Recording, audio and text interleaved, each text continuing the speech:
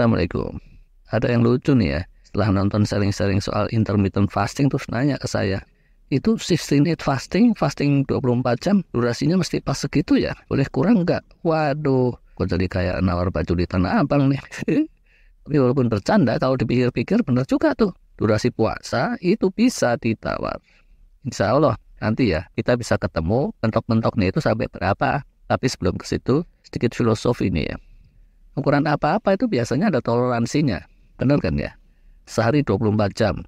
Tapi kata ahli astronomi atau geografi, itu nggak benar-benar persis 24 jam 0 menit 0 detik gitu kan ya. Tinggi badan si Ujang 170 cm. Itu juga sebenarnya berubah-berubah. Kalau rambut jambulnya pas ngembang, itu bedanya bisa 4 cm tuh dibanding saat rambutnya lepek. Jadi, fasting itu durasinya mestinya juga bisa akan ditawar-tawar dikit. Dan tidak mesti seperti yang disaring oleh para pakar.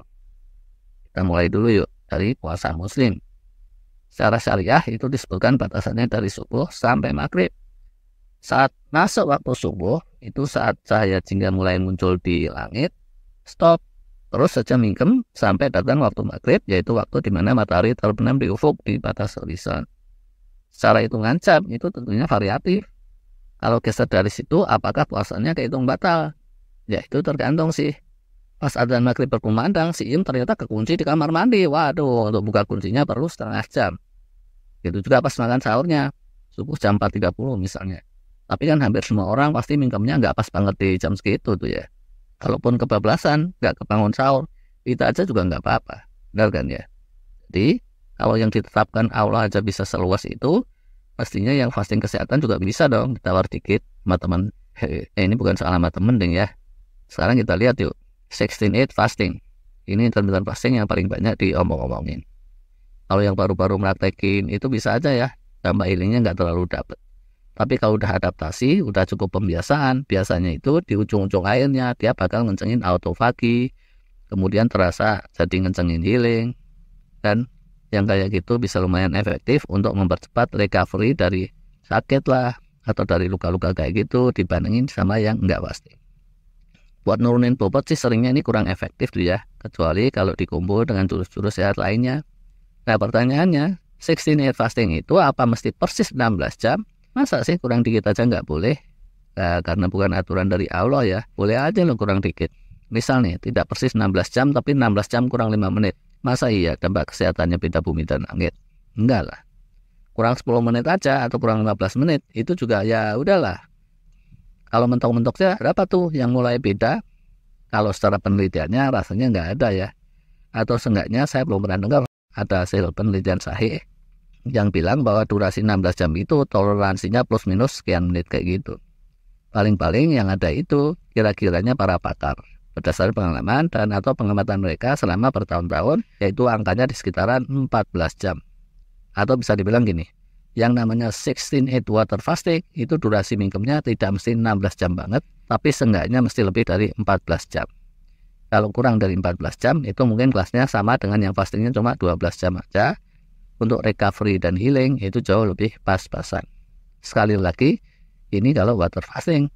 Sedangkan kalau fastingnya pantang minum sekalian, kayak puasa muslim tadi, durasi 11-12 jam, dan di hari terang, bukan waktu malam, itu kalau menurut Dr. Mindy Pelz, kelasnya udah jauh lebih impactful daripada yang water fasting 16 jam. Tapi sekali lagi itu perkiraan saja, sifatnya expert opinion. Kalau yang fasting 24 jam gimana? Ini juga sama. Realitanya amat besar kemungkinan itu tidak mesti pas 24 jam. Bisa aja kurang-kurang dikit, tapi jangan kurang dari 20 jam. Beneran. Apalagi kalau siang harinya dry fasting, tanpa minum, itu relatif yang durasinya 20 jam lebih dikit aja, bisa setara yang water fasting 24 jam. MRI di sana sudah dibuktiin tuh, kalau 24 jam water fasting, itu bisa memunculkan kelimpahan stem cell yang lebih dari biasanya, dan ujungnya dari situ, quick healingnya lebih solid, lebih bisa beneran muncul secara nyata. Tapi besar kemungkinannya, kalau siang harinya itu dry fasting, yang sekitaran 12-13 jam kayak pakemnya puasa muslim, maka puasanya itu cukup sekitaran 20 jam lebih sedikit, efek memunculkan stem cell-nya bisa sama. Yaitu sekali lagi, ini sifatnya kira-kira bukan dibuktikan melalui riset sahih yang benar-benar ilmiah. Kalau ada bukti lain yang lebih sahih, kira-kira ini bisa direvisi. Oke, gitu deh. Jadi ya, untuk kalangan mendang-mending, ini ada dua kesimpulan.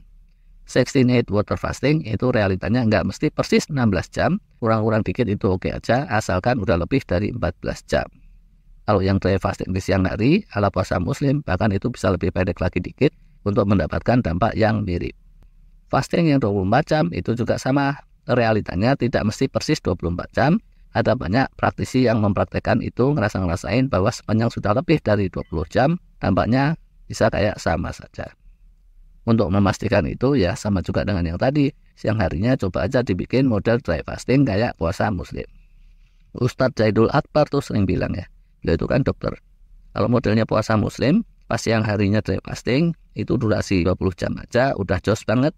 Walaupun sekali lagi, statement Dr. Zaidul Akbar itu juga sifatnya expert opinion dan bukannya penelitian fasting yang super ilmiah banget. Oke deh, segini dulu untuk kali ini, lebih kurangnya mohon maaf, terima kasih.